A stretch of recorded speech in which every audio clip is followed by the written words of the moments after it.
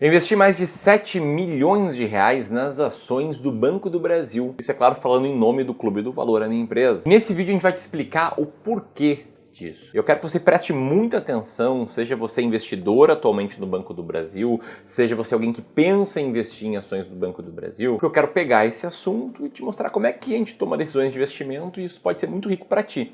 Por isso, nos próximos minutos vamos falar sobre os 3 passos que a gente segue para tomar decisões de investimentos, como evitar o risco de ruína investindo em ações e qual o contexto do Banco do Brasil hoje e por que a gente comprou cerca de 7,3 milhões de reais em ações do Banco do Brasil. Quem vai te explicar tudo isso é o meu sócio, Felipe Almeida, então presta muita atenção no que ele te dizer.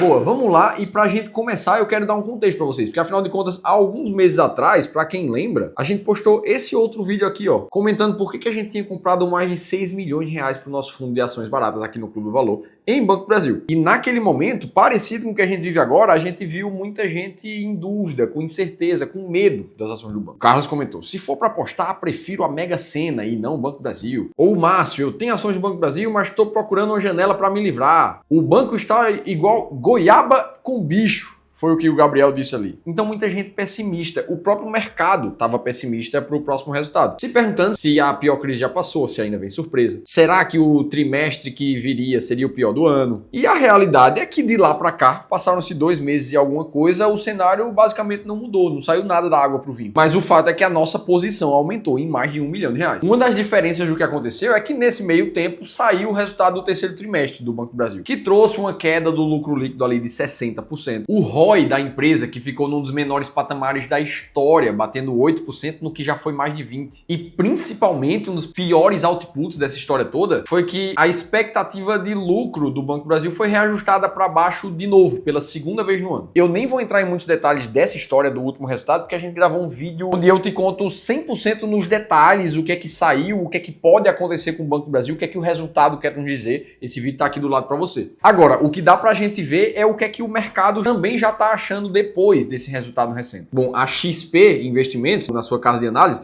comentou que o baixo ROI e Dividend Yield levou eles a manterem uma recomendação neutra, pelo menos enquanto ainda não existem sinais mais claros de melhora. O que embasa isso é a deterioração da qualidade do crédito, que continua afetando o banco. Já o Citibank, depois do resultado, reduziu o preço-alvo do Banco do Brasil de 29 para 23 reais, o que dá basicamente uma redução de 20% na expectativa deles para a empresa. E ainda no final comentaram que a recuperação deve demorar mais. Ou seja, o que está aparecendo um consenso de mercado é que mesmo com as ações para renegociar o crédito que o Banco do Brasil veio tomando nos últimos meses, os sinais de melhora que são consequências dessas ações vão demorar para vir daqui para frente e o banco, na verdade, ainda vai colher muito desse momento difícil que ele está vivendo. Por conta disso, tem muita gente que está preferindo ficar fora. Beleza, uma coisa é panorama, outra coisa são os números da empresa. Vamos dar uma olhada no panorama geral de como é que está aqui a parte numérica. A gente continua vendo o preço por valor patrimonial abaixo de 0,7, ou seja, o banco está com 32% de desconto do preço atual em relação ao valor do patrimônio que ele já tem atualmente. Dividend Yield está tocando os 8% ali. Performance de um ano para cá, mesmo considerando dividendos, traz uma queda de 11%. Já o preço sobre lucro está em 9,6%. Se a gente olha para o histórico, isso aqui já foi mais bonito. No passado recente aqui, olhando unicamente para essa métrica, o banco já esteve mais barato e agora ele volta a patamares próximos do que ele já teve de 16 até 2020.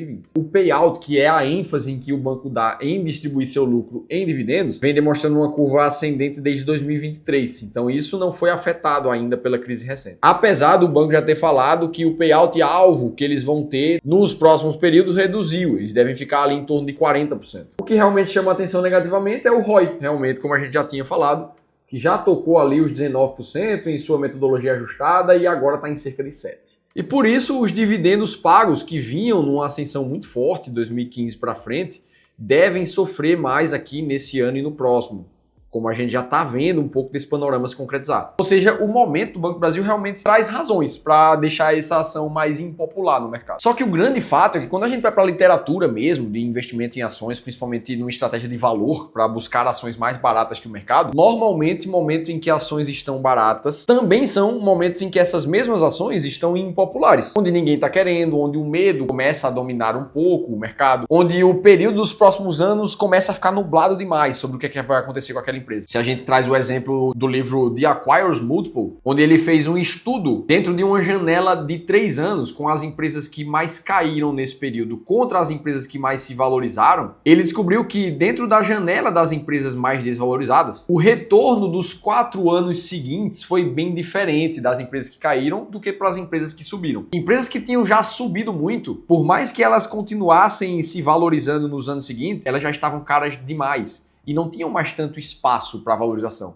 Em compensação, empresas que ficaram baratas e foram encontradas por um método claro, tinham essas sim muito mais espaço para subir, demonstrando que nos 4 anos seguintes a valorização foi muito mais forte, chegando a ser de 3 vezes o que aconteceu com as ações caras. E é justamente aqui que a gente começa a colocar o nosso racional de investimento. A gente passa por um processo de etapas para decidir quando é que um ativo vai entrar, quando ele vai sair de uma carteira, sempre se baseando em estudos e critérios que vêm funcionando ao longo das últimas décadas. E eu só tô te contando isso porque, caso faça sentido essa nossa forma de investir, você pode simplesmente copiar, fazer a mesma coisa para você também tomar decisões mais inteligentes de investimento. A gente tem um processo de 3 etapas, 3 passos para tomar uma decisão de investimentos aqui no clube. A primeira delas é desenhar a carteira ideal do investidor. Algo que pareça mais ou menos com isso aqui que está na tela para você. Cada um dos investidores são pessoas diferentes. E essa daqui é um exemplo de carteiras que chegam para a gente analisar e ajudar as pessoas a investir todos os dias. Agora, a primeira coisa que a gente faz é analisar como é que a pessoa está investindo hoje, entender quais são os pontos positivos e os pontos de melhoria daquela carteira. E aí, depois de entender o perfil de investimento de cada pessoa, a gente sugere uma nova carteira de forma totalmente individual, que foi feita como se fosse um processo de alfaiataria para aquele investidor. Cada uma das carteiras serve somente para cada um dos conjuntos de objetivos. E assim, a gente chega no desenho ideal de carteira. Qual é a porcentagem que esse investidor vai ter em renda fixa, em renda variável, em ações, em ativos internacionais? Os resultados começam a ficar muito parecidos com isso aqui, uma carteira mais organizada, estruturada, com várias classes e que é capaz de performar bem em qualquer cenário do mercado. Seja você um investidor mais arrojado, com mais renda variável, ou o contrário, um investidor mais conservador, com muito mais renda fixa na carteira. Então esse é o passo número 1, ter uma carteira bem desenhada, bem estruturada em alvos de classes de ativos. O segundo passo é escolher uma estratégia para selecionar cada um dos ativos da tua carteira. Porque afinal de contas, uma coisa é você decidir que quer ter, por exemplo, 20% da tua carteira em ações do Brasil. Outra coisa é decidir como é que você vai escolher as ações que vão compor essa parte da tua carteira. É aqui que entra o que a gente chama de árvore de estratégias aqui no clube, onde a gente tem várias formas diferentes de selecionar ativos para dentro de cada uma das classes. Inclusive, uma dessas estratégias é o que nos embasou para comprar a Banco do Brasil nesse momento. E eu já vou te mostrar mais para frente. E aí, selecionada a tua forma de investir em ações, por exemplo, você vai escolher o veículo para fazer isso. Você tem 2 formas principais.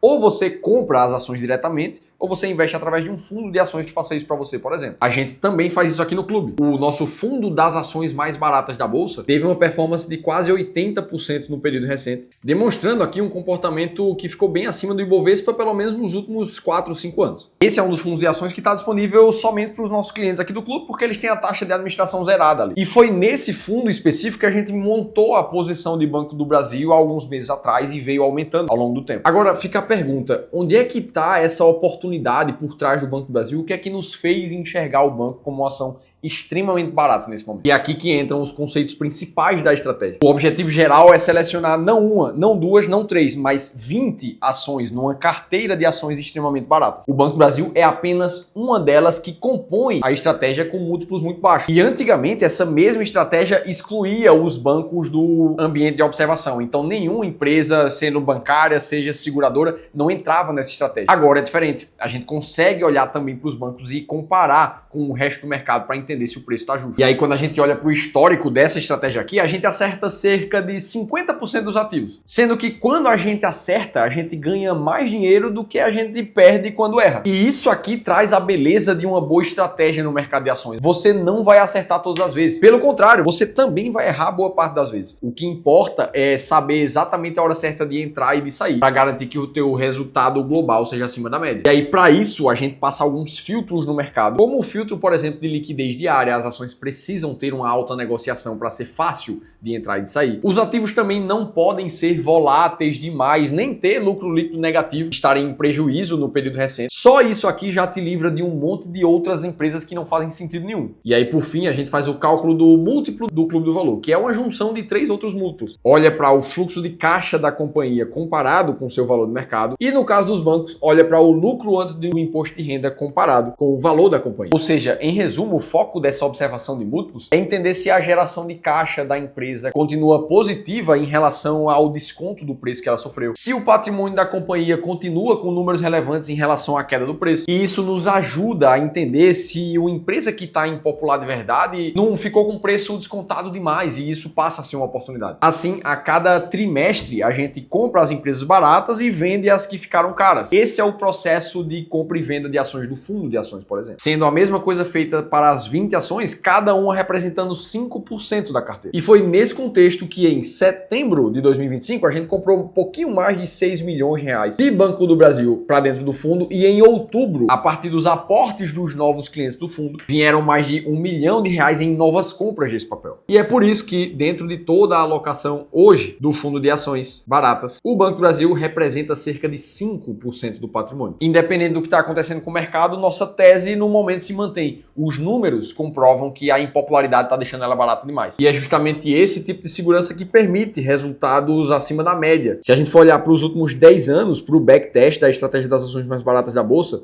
a gente vê um retorno anual de mais de 18%, e mesmo desconsiderando a inflação são mais de 11%. É claro que não dá para esperar que isso sempre se repita, mas mostra a força da seleção de critérios para colocar empresas dentro da carteira. E mais importante ainda, a compra ou venda de um ativo não depende do que a gente acha, do que o Felipe acha, do que o Ramiro, do que o André acha. A tomada de decisão é sempre 100% baseada em dados, o que o mercado está mostrando para todo mundo. Agora, se você ainda está na dúvida de qual é o passo a passo correto para o teu caso, considerando o teu perfil do investidor, a tua carteira de investimentos atual, a tua quantidade de patrimônio que você tem, aí eu te convido a participar de uma sessão de consultoria gratuita. É um espaço onde a gente vai analisar a tua carteira de investimentos, como é que ela está hoje, ver o que é que pode melhorar e te fornecer um novo plano de investimentos com base na nossa filosofia, que nos ajuda a investir mais de 5 bilhões de reais dos nossos clientes de consultoria e de gestão. Para você participar é só clicar num link que vai aparecer aqui embaixo, se inscrever, é totalmente gratuito, então no mínimo você vai ter uma segunda opinião profissional de como é que você está investindo. Dito tudo isso, eu te mostrei qual é o contexto do Banco do Brasil, o que é que a gente já vinha fazendo com o ativo e por que ele continua firme dentro da estratégia nesse momento. Para que você continue assistindo aqui os vídeos do canal, eu vou deixar um outro bem similar a esse e eu vou estar te esperando no próximo conteúdo.